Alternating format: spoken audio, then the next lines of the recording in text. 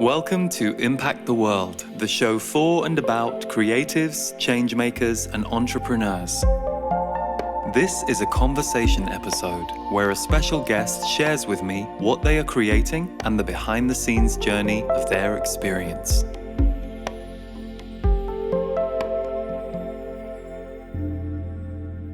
Hi, welcome to Impact the World, where my guest this week is Alexa Fischer. Alexa has done many different things in her career, everything from being an actress to a motivational speaker, a teacher, and she is also the founder of Wishbeads.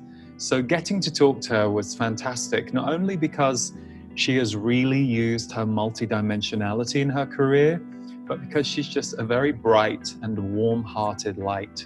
So I hope you enjoy this conversation with her about her work in the world and her ethos and her way of seeing the world as much as I did. And if you do enjoy the show and want to support us, please leave us a rating, a review, or subscribe on Apple Podcasts.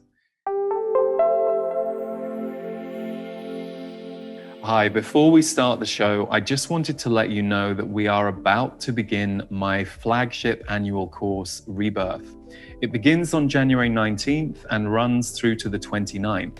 So you can join anytime in that window. It's 6 live classes, and I will be channeling my guides, the Z's, and leading you deeply into your work and your life here as a creator.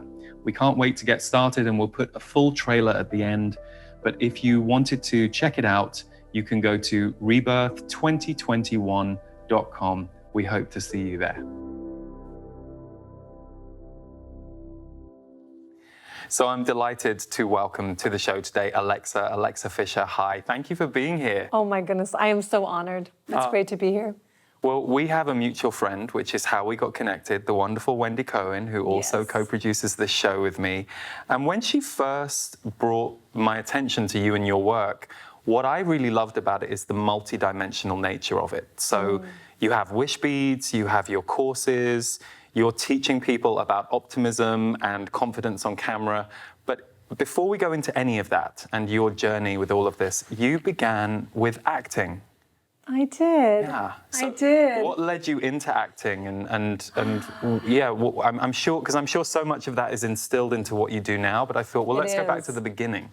Yeah, no, it's a great question. I have been someone who really has always loved people.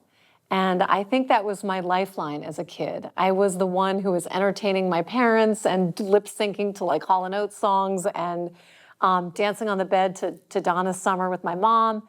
And there was just this love. And so I went to a school. I actually had an amazing drama teacher. Her name is Judy White.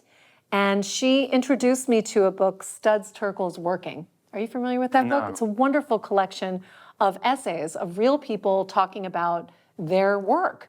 And these essays, I don't even think it was something that we did that was for a live audience, but in our class, we would read these essays and then we would reenact them. And in a way, now that I look back on it, it was my first opportunity to step into someone else's shoes and see life through their perspective. And I was in awe. I don't know. It was just something that activated in me that just thought, wow, I don't have to play just my narrative. I suddenly can see life and imagine what it would be like to be a different sex, to be a different profession, to be older. And that love then drew me to, I think my senior year, we did a production of Our Town, and I played Mrs. Webb. And there's another really important scene in that when Emily Webb comes back from the dead, and she asks to see one moment of her life, just have one more taste of that. And as she steps back into this moment, and she didn't pick a day that was a big, something big happened, she picked a really mundane day. And she watches the sweetness of sort of the banter that happened around the kitchen table. And I think that was another big imprint for me. The combination of learning about the human spirit and also the power that play, Thornton Wilder's play, Our Town, had in almost like my philosophy about life. I was fortunate to have parents that said, hey, follow your dreams, So when I went off to Northwestern, they said you can have any major you want. They weren't like, you have to be a doctor or a lawyer or whatever. So I took acting and had an amazing acting instructor named Ann Woodworth there. And I found out who I was by the ability to step into, and you probably know this ability to get out of yourself and let something else drop in. And it just lit me up. Now I'm also such a business person. This is how I've always been. I've always worked really hard, and I love working, and I love the arts. So after I graduated from Northwestern, then I worked for a while, both running businesses by day, and I would do Chicago theater at night. What kind of businesses were you running? Oh, well, I worked at a coffee shop, this great coffee shop where I met my husband. And I also ran card stores. I ran an independent bookstore because it wasn't enough for me to have a job. I was like, I'll be the manager. Right. Because I loved people and I loved learning things. I loved learning systems, and I thought any opportunity for me to learn, I was down with it. And so I had all these other businesses that I did and that I helped people, but I would also have enough freedom to at night go and perform. And so I did all these shows in Chicago. And then I had the thought of okay, well, if I really wanted to up this and I really want to do this for a living and make an impact, I don't have any contacts with the entertainment industry. My parents have nothing to do. I grew up in Washington, D.C., nothing to do with the entertainment industry. So I was like, I'm gonna apply to the best drama schools. That's what I'm gonna do. I'm gonna go learn, really go learn. So I ended up applying to all these schools, and I ended up getting into the Yale School of Drama. And I thought, well, that's great. But anything in life, what was so great about it, it's not that it has the most genius professors, there's this other knowledge that's so amazing. All it is a playground for you to step into and get your muscles honed, because there was so much work that we did. And the people around you were all doing the same thing. It was like going to the most amazing camp. Yeah. And I loved it. And I remember my favorite part of it was you were sort of assigned different roles, assigned different plays to do at different levels. Main stage plays and Shakespeare, and then these new plays, because there's a great playwriting program there. But then there was the Yale Cabaret, which was open to the public, and anything went there. And the rehearsal hours for the cabaret were 11 p.m. to 2 a.m. That was the rehearsal. So you were working all day long, classes started really early, and then you would rehearse because it was optional. Yeah. And I was like, yeah. And we ended up doing the best shows there. And, but I think that's where I developed my muscles, really my muscles, for what would later serve me definitely as an entrepreneur. Yeah. So really working around passion. Something that you feel passionate about. You can stretch yourself, you can stretch your stamina, all the things you have to learn. Yeah, and quickly. Yeah. And quickly, because you didn't have time. You had to make choices. In acting, you have to make choices. Sometimes you have the luxury of time, but whether you're auditioning professionally or, you are working on a production, but it's television, film, it's now, make a choice. And when I had so many scripts to memorize and so many different projects I was a part of, it was trusting the vessel, make a choice. Yeah. And so it was an amazing playground. So what was it like to then move into it professionally? Because it's two very different worlds, right? Yes, even if you enjoyed some of the jobs that you had, you go from, and this is the thing about if you're able to go and study at university or college, you have this wonderful 3-year, 4-year incubator that isn't the real world because everything is just, there. And then all of a sudden, especially with acting being such an underserved profession in terms of jobs for people. Oh, completely. The repertory theater model does not exist at all. And in fact, you're at Yale and they're so much in-depth work in Shakespeare. Right. Which employs you for nothing. Which, as we know, is happening everywhere all the time. Yes, life is a stage and we are all merely players. However, it will not pay your bills. No. And again, that business part of me was oh, so Chekhov doesn't really matter and Shakespeare doesn't matter. And okay. And they at the time, I think they've they've since evolved. But at the time, they weren't offering any courses on like book a commercial, which will definitely pay your bills and get you insurance, or like here's how to act on a sitcom. Yeah. So suddenly I was like, okay. I ended up moving to New York City. I ended up getting cast in a play at the Mark Taper Forum, which is here in Los Angeles, one of the best shows. I ended up doing this wonderful production, and I met all my LA agents who were like, silly girl, like you should be out here in LA. And I started the whole deal, going out on pilot auditions and I had commercial agents, and I quickly figured out how to adjust my own way of acting and scaling it down, which you do have to do for television. But my joy was the exploration, and you'd go into these auditions, and they're all sitting there just like you know, that, and you do your thing, and I'm just like, can I have some direct, like, do you want me to do it a different way? Yeah. And don't get me wrong, like I was playing myself. Like there was no stretching of, you know what I mean? Like it's like you are gonna play you, like, and they've got you pegged. Of course. You know, you'd be like a great doctor. You would be like right there, like doing the rounds. You know what I mean? Like that's how you'd be cast. Right. But thanks for the tip. yeah, no problem. You got it. Hired. But what I found was especially when I was working, there was a lot of sitting around. There was a lot of wasting time, in my opinion. Like I found myself working, so on the outside it looked like I was quite successful, but on the inside it wasn't like live theater. It wasn't the dance. It wasn't the energy exchange between an audience and a performer or performers live, because if you make television or films, it's all piecemeal. It's all shot out of order. It's a different kind of muscle. I also was never part of a series regular kind of cast, so I never had that bonding. I was coming in as the new kid, guest star. And I would spend these just hours on set. And suddenly the realization was, well, I'm spending a lot of time and I have this precious time. Time is a very interesting thing for me. I don't know why, but I came into the world knowing that I was here for something, and that my time was going to be precious to me. It's just a whisper. And so the more that I worked, and the more that it looked like I was successful, the more that I realized I was probably not doing what I was meant to be doing. And it all came to a head, and there's proof of this because it's in the television show, when I was shooting an episode of the TV show Bones, and I was playing a lawyer. Something bad happened to my character, and I'm laying on the filthy, disgusting floor of the LA Times building where we were filming, which is where a lot of things are shot. No one knows that. And I have fake blood coming out of my mouth, and I'm laying there. And I don't need sound, so the sound guy left me alone. But we're waiting for the other actors, and we're waiting, and I literally have like an existential crisis. And I said to myself, oh my God, what am I doing with my life? Like this cannot be the thing that I am meant to do, because I've always had a deep love of people.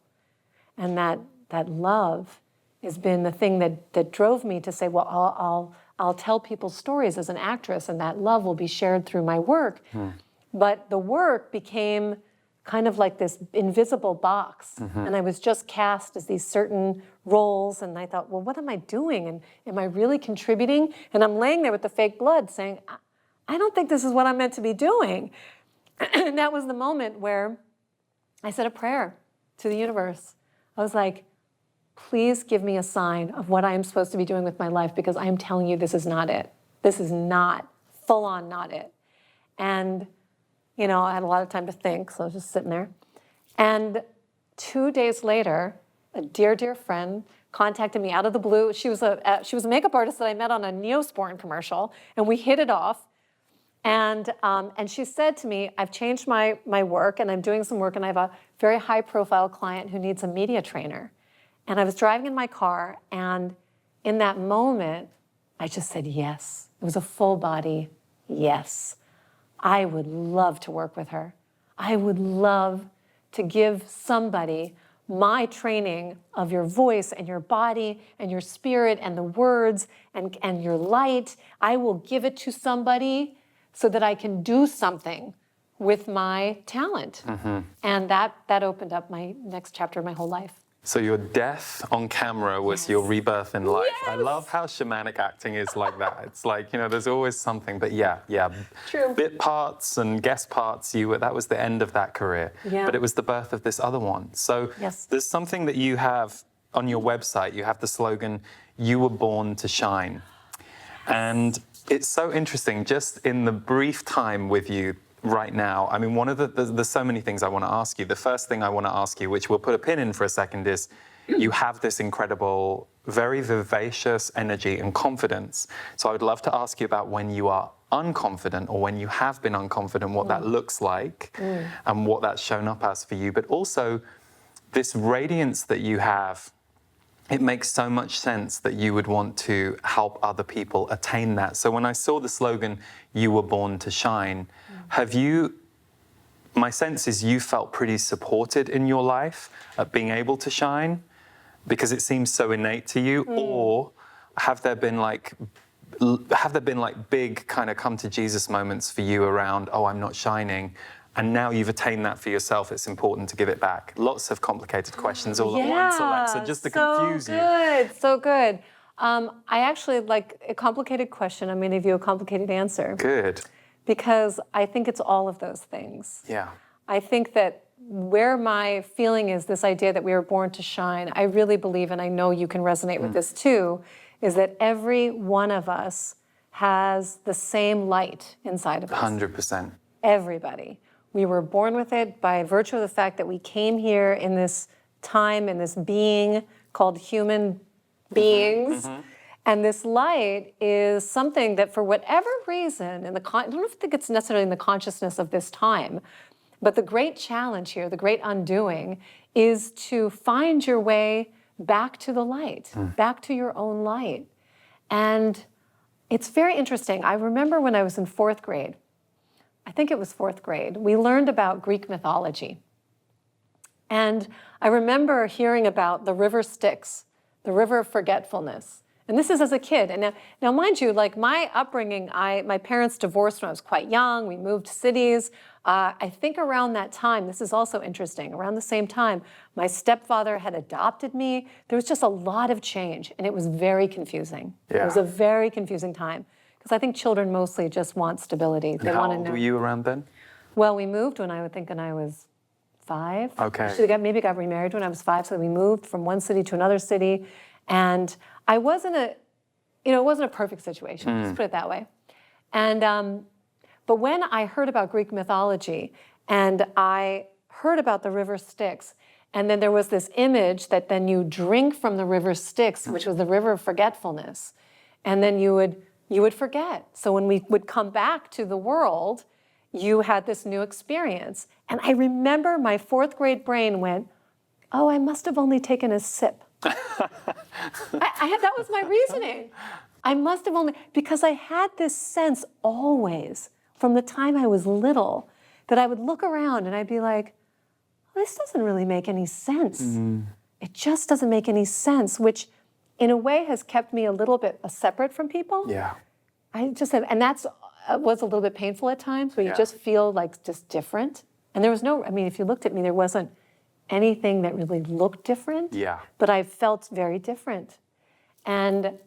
But this sip, this knowing, it was later on when I would miraculously stumble upon a book that would be like, what's this? I remember reading Gary Zukav's The Seed of the Soul. I don't even remember when that was written. But like that book came into my life and I was like, hello, or my brother, I think in high school, I started reading Castaneda and I was like, where'd you come from? Right. And so I've always been naturally curious about this idea of spirituality. Now, also, I was raised with a Christian mother and a Jewish father, both my biological and my adopted father. And both of them had kind of pushed back from structured religion, which gave me this very open, sort of uncharted territory of spirituality. So I had the freedom, actually, to go find my own way, to figure out what that was. So for me, it always came back to something simple, this idea of your light. And there were times in my life when I would get caught up in what everybody else was doing. So maybe I would join all the parties and drinking and stuff in college for like less than a year until I woke up one day and I was like, no, that is not me. That is not me. That is not my connection to my light. And there were great teachers that came into my life, like Judy White, like Ann Woodworth, people who were in the arts and in the spirit arts, but through acting, that brought me back to myself and gave me the courage to just say, stay curious, keep going, keep finding your own way until that really becomes who you are and you're not afraid anymore to really show people who you are. Yeah. And that was part of, I think, also one of the reasons why the entertainment industry, the energy of it was it's all the cliches. Yeah. It's all of them. And this, my music industry is the same. It's just this sort of sea where you look around and you're like, yeah, no. Yeah. I don't need to play this game. Yeah. Yeah. I think I was saved, actually. Right. There were so many opportunities where the big break was right there. And the universe almost just went like, not for you. Got it. And yet the other thing is that, again, it goes back to what you were saying about your childhood and your youth. There was a part of you that loved managing, running something, being involved with people. So if you had gone off on this acting trajectory, unless you'd gone into producing things for yourself, which is probably what you would have done. Yeah. Look at people like Reese Witherspoon today. Yeah, totally. And she's totally gone that route, which is fantastic. So let's talk about what you did go off and do. There's a couple of things to talk about really with you, and number one is the work that you now mostly do online with your courses, but also Wishbeads. So let's start with your courses and your coaching work, because you mentioned that you did this media training for this high-profile client. Yeah. What was that like? Because that was the seed of everything that you're doing now. Yeah, I mean, that was just the invitation. Sometimes life gives you a door that swings open, and you just have to trust that impulse to say yes, and then you will figure it out. You will just figure it out. So as soon as I said yes, and then I got the details like, oh, it's like an all-day training session. Ooh, what am I going to possibly teach her? But then it gave me the challenge of saying, well, what would I teach somebody? Because for me, my work is never about telling someone how to stand or talk or move. I'm not interested in that. I believe that your ability to express yourself is your own. And I can't tell you, like if I move this way and move my arms this way, that doesn't mean that you should. Yeah. But you have to have an inward approach. You have to connect in here and then allow it to naturally come out. And so I would just sat down and I thought, well, how would I teach this? How would I teach this? And then this is the crazy part. Everybody has their own gift and their own way. For some people, if you sit down at a computer or a typewriter or whatever, or journal, and you write, that's their thing. For me, it's speaking. And so what I did, and I had like my first child, I had like an infant at home. So I went over to my folks' house, and there's a room above the garage. I set up a little dinky camera, and I said, I have to speak this. I have to have an outline of what the kinds of things that I would walk somebody through, and I must speak it. And that's where I will hear my methodology. So it's more like a vessel than it is coming from here. I have to trust that I am going to do the right thing for the highest good, and it will come through me. So my medium is the camera. So all I did was by myself, and you could see all these outtakes of me being frustrated, because then, of course, as soon as I did it, it wasn't just to do it as an exercise. I thought, well, this could be like a course, or I could share with other people or give it to my clients or whatever. So I started talking my methodology, and because again, I'm both organized, so I have like sort of a plan, but then I'm an artist, so I let it flow, and I started to record each of my lessons, and that ended up being my first online course. Wow. Yeah, and that was the way, so when I'm in my element is when I'm actually talking. Right. Yeah. And essentially you're channeling when you're talking. I mean, I get it. And I also feel like one of the keys that you've just shared, when I did my first online course, or attempted to do my first pre-recorded online course, it was very difficult for me. I knew what I wanted to do, but I had not brought in enough structure. My way of working is so intuitive and much more coming from the artistic creative side, that what I realized with the course was, oh no, I need more structure. And once I got that down, it flowed. But one of the things that I often advise people around, whether they're making a course or anything, is I'm like, just do something, just start. Because so much procrastination and fear can like leave us paralyzed. And it's like, go and do that bad take on the camera and no one ever has to see it, but get it out the way. And that's the only way to kind of get in the pool. So I love that your first course wasn't necessarily born because you were creating a course, it was because you were planning and prepping for this other work. Yeah, and nobody was doing online courses. Because this is 2008, right? If your son was young? Yeah, it was 2000, yeah. You said 14, your eldest. Yeah, he's 14. So nobody was doing online courses. And in fact, the web designer, my right hand, Jay, who I was working with, I said, we really need something easy to like house this course on my website. Good luck in 2008.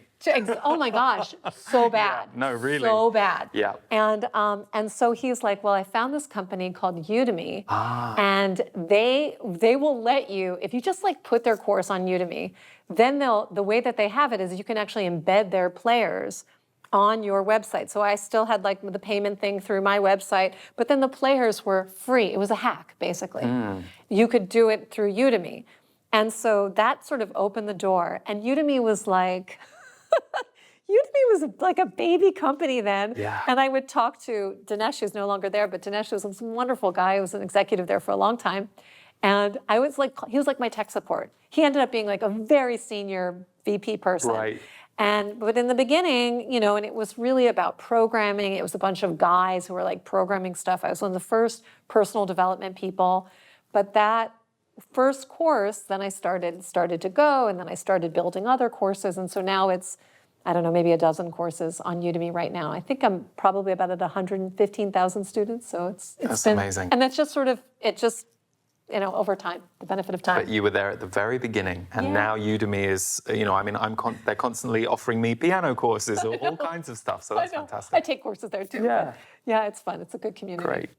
Udemy was the platform that you really began on, but now at alexafischer.com, you're formulating, and you have your own courses, but you're also bringing out more. And the one I was most interested in, especially I think in these times where so many people have gone to Zoom this year just to communicate and connect, and a lot more people are using it for work. You have Confidence on Camera, and actually in January 2021, you'll be bringing out Confidence on Zoom.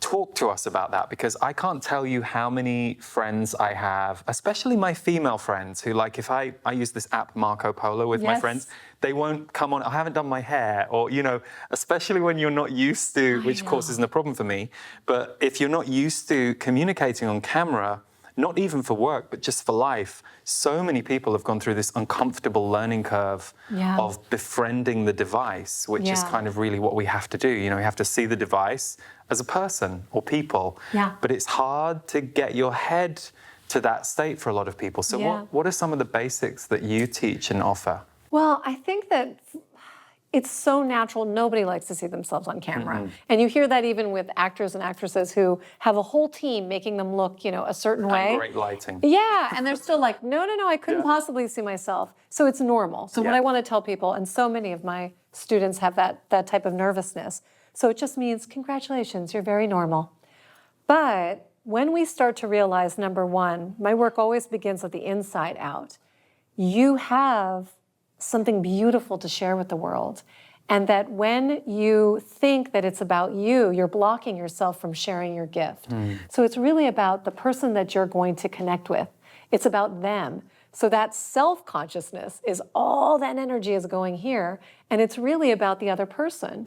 What many people make a sort of basic mistake about, especially on Zoom, is that the temptation is to look at the faces of the other people that are on Zoom, right? And if you're just talking with your friends and family, sure, why not? See their beautiful faces. But when you're using Zoom or any camera for the most part, that lens is where the magic happens. And there's a little something that I called the Post-it trick, where you take a little Post-it and you pop a little hole where the nose would be, put a little eyes and a smiley face, and you put that over the lens. That's great. So it trains your mind and your eye to look at that lens. Because what kills me is that, let's say CNN is going to have somebody, zooming in. they're not, when you're looking at the face of the other person, you miss an opportunity to have eye contact. Yeah. And what I love about, I'm going to be a glass half full person here, about this time in 2020, we're recording this, is that because so many people are forcing themselves to be on camera, this is the muscle that you get to exercise in what I call low stakes situations. So some people may be thinking, okay, I have to make a career move, I want to make an online course, I want to build all of this, but they haven't yet practiced in low stakes situations what it means to build those muscles of confidence on camera. It begins simply by looking into the lens and imagining the face of the person you are speaking to. Imagine the way that they're feeling, hearing your words. What are they seeing? What are they, how are they relating to you? And I know you know this, when you're looking into the lens, just speaking to your audience or doing a course, you're not thinking about you. You're connecting, maybe it's one person, one specific person that you're talking to. And that's when it feels like you're right there with somebody in that moment, whenever they are watching it. And I think we're now in a place where Zoom not only can be a wonderful playground to build those muscles of confidence and to get comfortable, but it's also a really powerful tool to connect with people. So whether that's for work or for friendship or for relationships, you have a way in that screen to share who you are and own it, as opposed to like pretending it's one of those things like, if I put my head in the sand and I can't see anybody, they can't see me. Yeah. Or I'm going to put my picture, my profile picture, instead of letting people see me. But I teach people tricks about lighting. I'll teach them about sound, about thinking about your background, positioning of the lens, so that you can feel good about it. You can be intentional about it, but you don't have to be so afraid, because ironically, I mean, think about the videos that you like to look at on Facebook or whatever. They're the messy ones. They're the ones that you're just being yourself, or they're not professional. They're you being you. Yeah. And so we have this concept that you have to be so professional and polished, and yet the reality is that people like it when you're just being yourself. Yeah, because you can have technical perfection and soulless, or you can have a whole load of soul and technically all over the place, and the one that you're going to connect with and remember is the soul. Yeah, because it's energy. I love what you said too, because that's something that I've shared before when I've worked with people who are working on camera in the past. What you said that I always tell people who want to go on video or put their work out into the world is, people don't care about you that much. No, they don't. And I know. And they have the attention spans of gnats. Yeah, really, they really don't. And it's like we as people are very self-centered. Like, I don't go on Amazon and spend time looking at the products that I'm not going to buy because I feel sorry for them.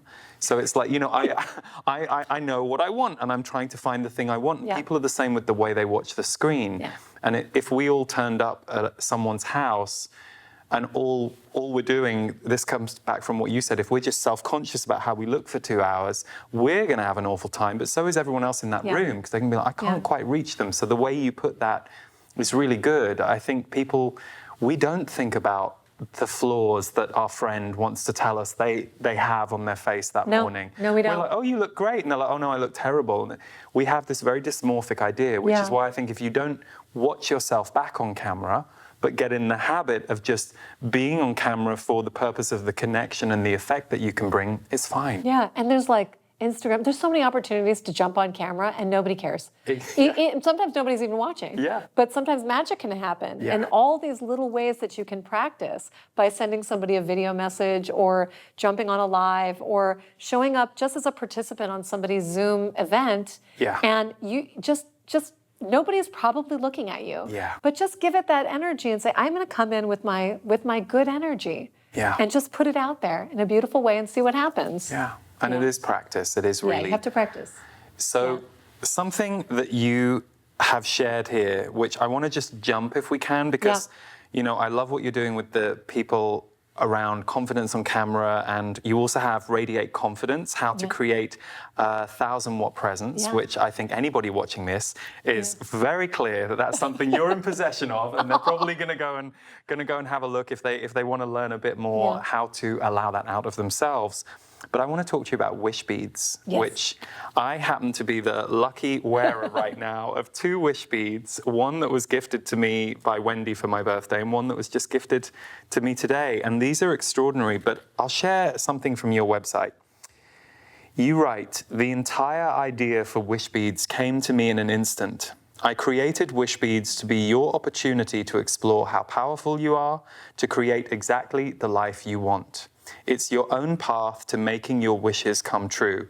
Have fun with the journey. So perhaps to people who are new to this amazing creation of yours, and this company is more than just the Wishbeads. It has a whole ethos, it has a whole philanthropic movement around it. Tell us about these. Yeah. Well, I was very, busy in my life. I have 2 kids. I had, in addition to making courses, I had speaking engagements and corporate clients and all the rest of it. And yet, one day in the shower, I literally got an entire download. I heard the name Wishbeads. I saw an intention-setting jewelry making experience. The first idea is a paper bead bracelet. But I saw that the power of seeing your wish, writing it down, and wearing a visible reminder of that wish to inspire you to take action. Like it all came in one giant download. And of course, like I shared before, there's part of me that's like artistic and then part of me that's very business.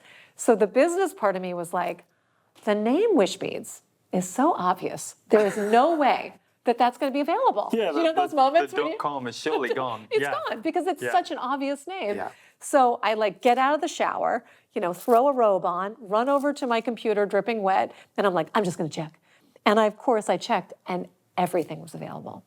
Wow. And that was the moment where I was like, this is a sign and I need to do it. I need to do this thing. So I immediately got all the things. And then I just sort of sat with that. And I then had the thought of, oh my gosh, I can't make a physical product. This is a whole different world. I had figured out how to make digital products, and I'm a service-based business, and I'm doing all this stuff. When on earth am I going to figure out how to make a physical product? But I knew that this was not my idea. This was an idea that came to me, that I was chosen for this idea. That was my feeling, and it gave me a sense of responsibility to this idea. But I have to tell you, I'm going to fast forward a little bit. Because in my busy life, I honored the fact that I reserved all the URLs and stuff and the trademark and all that. I covered my bases. I was like, I did that. But I would just do it on the side, because I was busy. And I had kids, I got little kids, and I'm busy, doing. And then I went and I heard, I went to Oprah Winfrey's Super Soul Sessions. Did you know about this? I don't know why you know about this. Were these the live ones? Yes. How long ago did she start those? I knew of the ones two years ago. My first download was, I think it was 5 years now. Oh, okay. Maybe 4 years ago. And I went to Super Soul Session at Royce Hall. Was Liz Gilbert there? No. Okay. Cheryl Strayed was there. Oh, cool. I saw them together. You did? I went on a workshop with 2 of them. Oh, fantastic. Oh my gosh. It was the first time that they met in person. Oh, wow. It was actually, they were so psyched to be finally meeting that at a certain point, and there wasn't that many people at the retreat, we actually felt like we were intruding on their girls' weekend. It was one of those things, they were just talking to each other so much. We're like, should we go? Should we let them have lunch? I love them. They're such superheroes of mine, both of them. But it was Eckhart Tolle, it was Marie Forleo, but you know who was there? India Ari. Ah, India. So I have to tell you, I know. So I was there, listening to all the things. I was sitting way up high with my girlfriend Liv, and India Ari comes on, and she said, we're going to do a songversation. And I just heard her guitar. And I'm telling you, I'm getting chills if I even think about the energy of that experience. Because I had been doing Wishbeads on the side, figuring things out and, making some calls. And it's very complicated to make a physical product. Yeah. And she sang her song, I Am Light. And I will get goosebumps if I just say the name. Because I knew I got the energy transmission in that moment that I had to do Wishbeads. Yeah. That I had to do it. It was time. So she ends and everyone's applauding. And I turned to my girlfriend Liv and I said, I have to do Wishbeads. It's time. I have to do it. I have to do it now. I have to make it my total priority. And she's like, settle down. I'm like, no, I got the message. So I started a Kickstarter campaign 30 days later. I raised $25,000 in 30 days. So good. I was like, all systems go. And it's been all systems go ever since. So it's turned in from a paper bead making kit to a jewelry line, to stores and celebrities wearing them. And I came out with a kids line recently and wrote a book called Wish Work, which is an integral part of Wishbeads. And it just became this mission. So what's so crazy is that I have been trying to reach India Ari for years to thank her. And I even made her a video telling her, just thank you. Thank you for your energy, unlocking something in me and helping me get out of my way. I sent it to all the public ways I could send it to her. She never heard back from her. But then when I saw you interviewed her, I was like, oh my goodness, I maybe can get just a thank you present of some Wishbeads to India Ari, so I have some in my bag. I'm going to see if I can get them to her. Would love to. But you never know. That's the whole point. You never know. What your work you're doing, I participated in transmissions.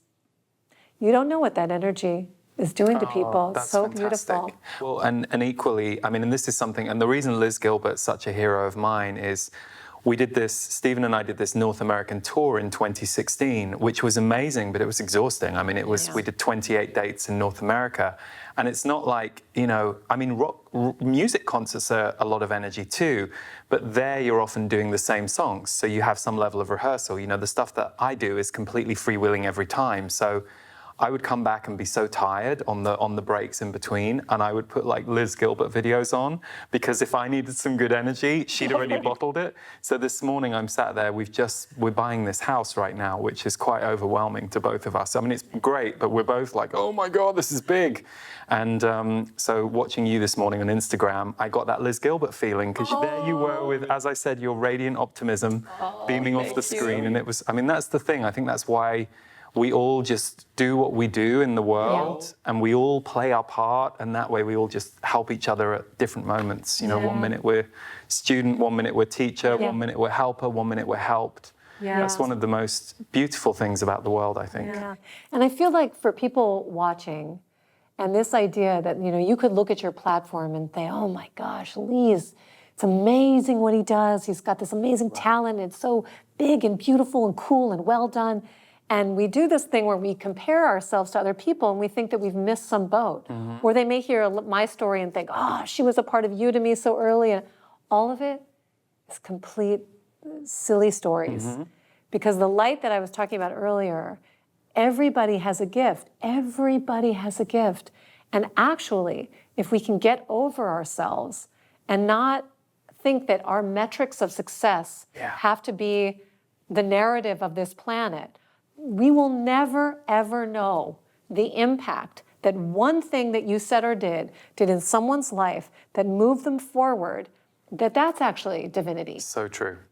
And so if you're someone who is, whether you're an artist or you're a writer or you're a nurse or you're a homemaker or whatever you're doing, there's this silly narrative that we think it's not enough, or it's not for us, or I missed the boat, or whatever. And because I remember younger Alexa and thinking back, and I'm 48 now, and I think, oh my gosh, I wasted so much energy thinking I'm not doing something right. I didn't read a book that said, you're not doing this right. No one actually told me you're not doing this right. But the overwhelming narrative was, I'm not doing this right. Even when I was at Udemy, I was like, they're changing all the rules on me. I'm not doing this right. I should be doing this.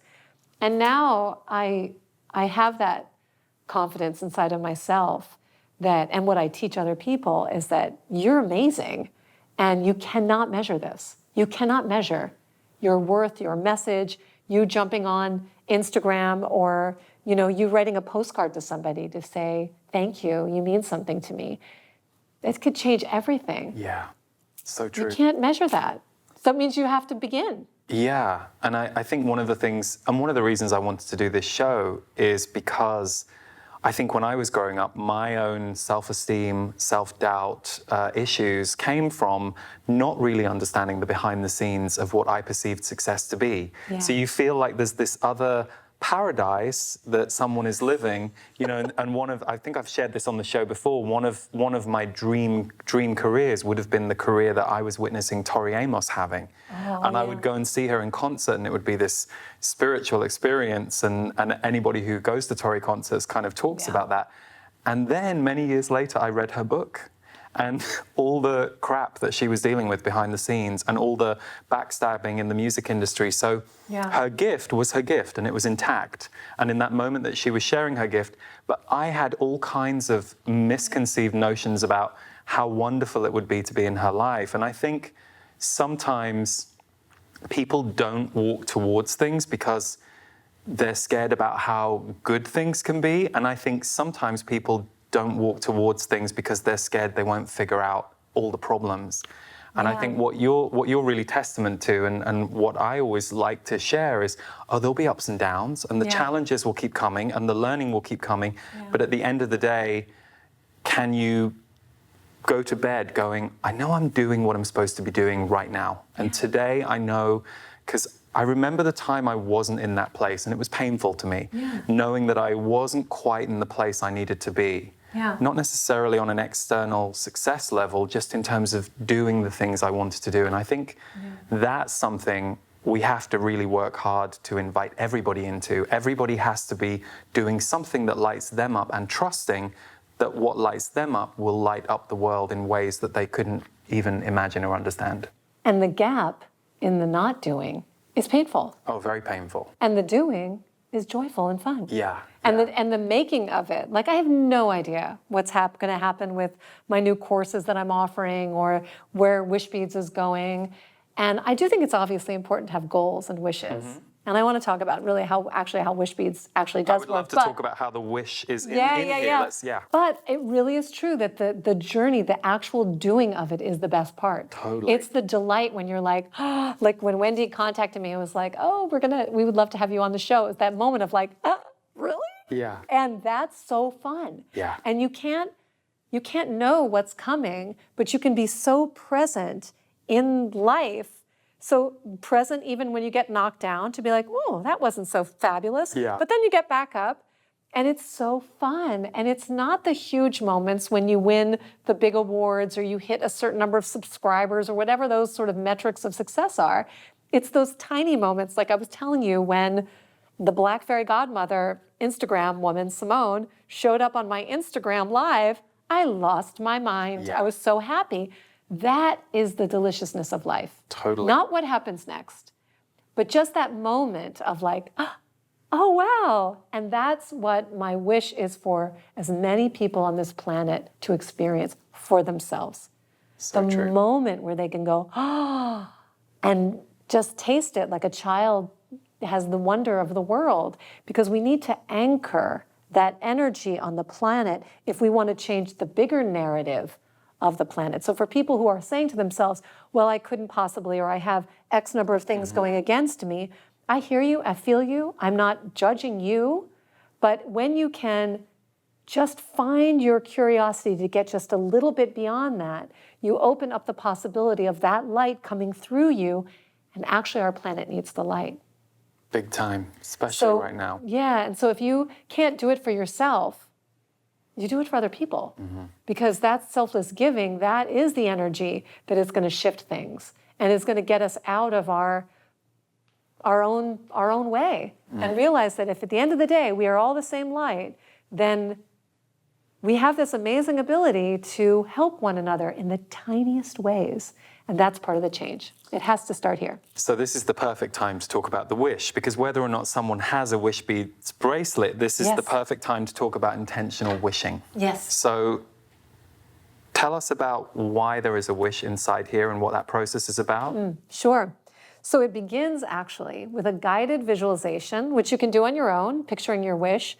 But I do think that there's something in the quantum field, maybe you call it like the Akashic field or whatever. Maybe I don't know what the Z's say about this, but I'm sure they got something to say. I'm sure you have a lot to say too. But this idea of quieting your mind and imagining a moment where you're living your wish. And that's not just about obtaining things, or it's really a moment where everything feels just right.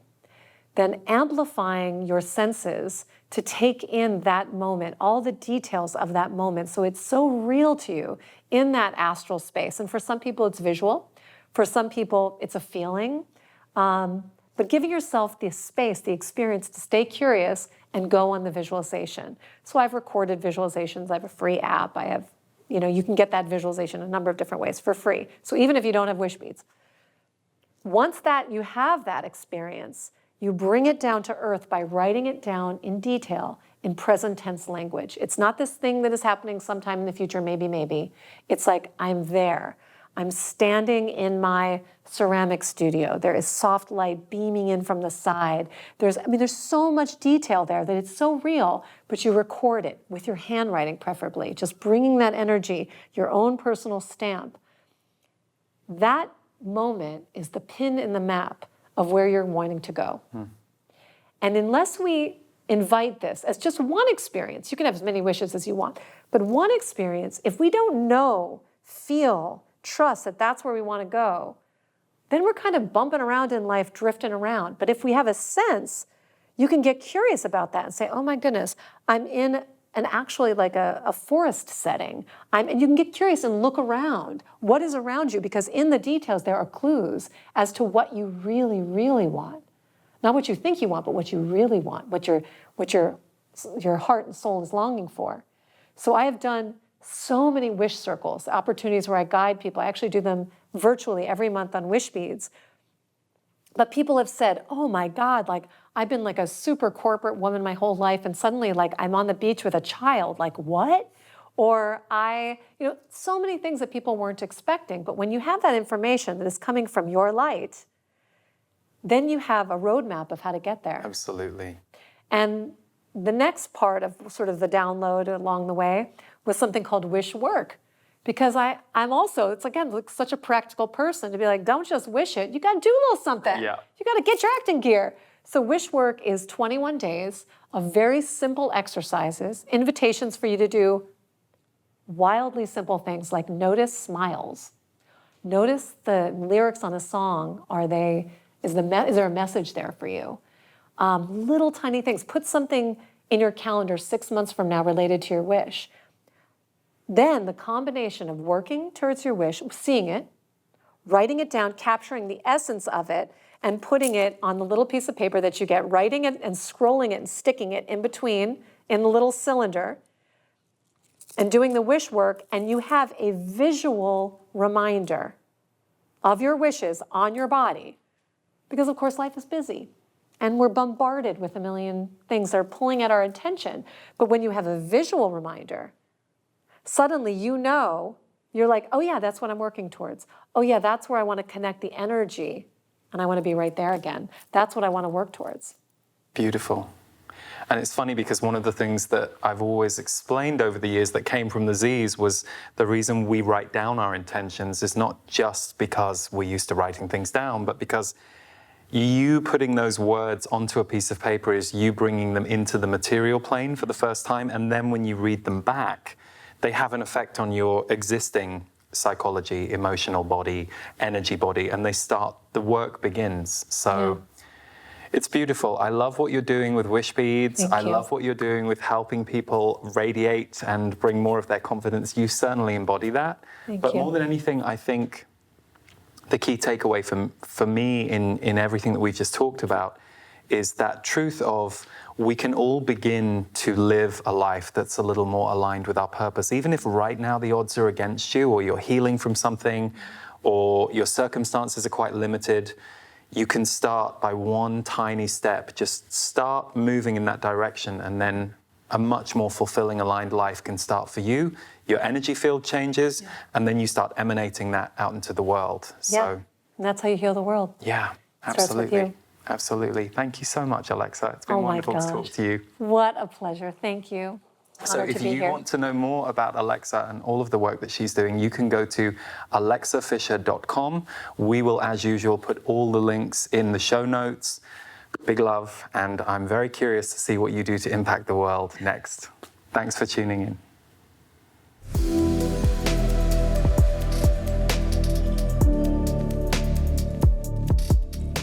Rebirth has been an annual transformation program that I and my team offer every January for the last 4 years.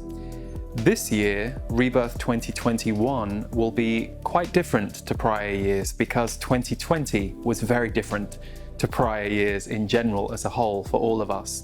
So a couple of things came to me for Rebirth 2021. I wanted to deliver all of the modules live. Prior years, we have done a lot of pre-recorded material, but this year, everything will be delivered live, and then there will be full replays available within 24 hours of the live broadcast. My guides, the Z's, are going to be a huge part of this year's Rebirth. We held transmissions in August, and it was an incredible experience, and it was allowing my guides to bring through the next level of information. And one of the themes that they have talked about for 2021 and beyond is us becoming more creators of our lives. They're talking about how we create our lives every day through our energy, and also how we can take different actions to animate our sense of purpose, our sense of connection to life, but also the life and the world that we're creating right now, and how important that is in the years to come. So Rebirth 2021 will have that focus as its main theme, next level creation. And then across each broadcast, we're going to look at creating from a metaphysical and a grounded standpoint. Stephen Washington will again be bringing his work to Rebirth. So there will be a module called Activating Your Creative Body. And as soon as you sign up, you will receive the channeled audio MP3 and sound healing, which is called Creating Through Chaos and Being Here for Love.